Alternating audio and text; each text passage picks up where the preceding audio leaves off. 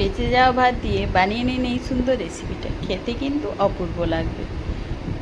তার জন্য আমি এখানে নিয়েছি কিছু সবজি, আপনাদের পছন্দ মতো সবজি দিতে পারেন। আমি নিয়েছি গাজর, ক্যাপসিকাম, পেঁয়াজ, টমেটো, কাঁচা লঙ্কা।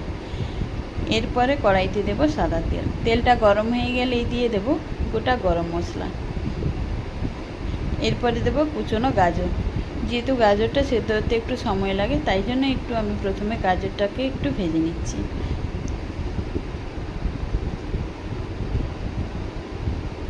গাজরটা নরম হয়ে গেলেই দিয়ে দেব কুচনো পেঁয়াজ, ক্যাপসিকাম, টমেটো।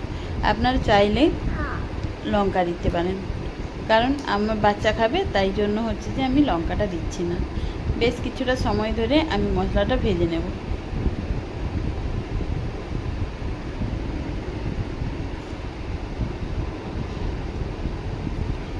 সুন্দরভাবে মশলাটা ভাজা হয়ে গেছে, দিয়ে দেব ভাত।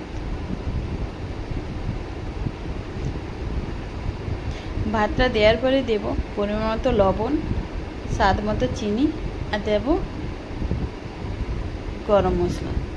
ভালো করে আঁচটা কমিয়ে আমি মশলার সঙ্গে ভাতটা ভালো করে মিশিয়ে নেব। সুন্দরভাবে মেশানো হয়ে গেছে। এরপরে দেব ভেজে রাখা ডিম, আর দেব 1 চামচ ঘি। আঁচটা কমিয়ে আমি ভালোভাবে আরও একবার আমি মিশিয়ে নেব।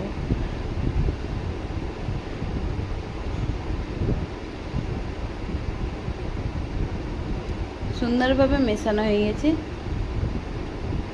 নামিয়ে গরম গরম পরিবেশন করুন।